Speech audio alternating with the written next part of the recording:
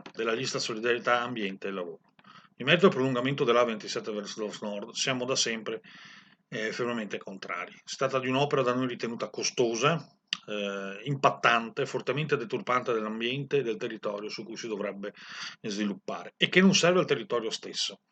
Al nostro territorio non serve la velocizzazione delle merci, ma bensì, anche perché le merci necessitano adesso di date certe e non di estrema velocità, non necessitano di una via di percorrenza che porti grande traffico.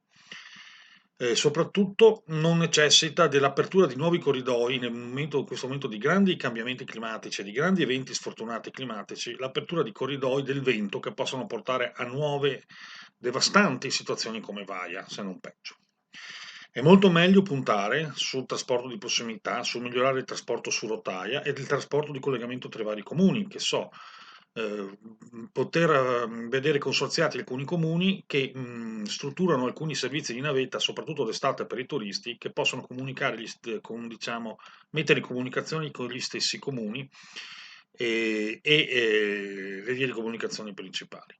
E non si usi la scusa delle Olimpiadi o degli altri grandi eventi sportivi, anche da noi fortemente criticati, per poter mettere a sacco il territorio rispondendo a interessi che non hanno nessuna vicinanza con i bellunesi e il loro territorio. Non possiamo diventare i benzinai della nuova via del Brennero. Non possiamo veder distruggere il nostro territorio per interessi che non corrispondono al territorio stesso. Quindi no al prolungamento della 27, sì al trasporto locale migliorato. Sì a un nuovo modello di sviluppo, un nuovo modello di sviluppo su rotaia e commisurato al territorio e all'ambiente che lo deve ospitare e alle sue esigenze, non ad altro.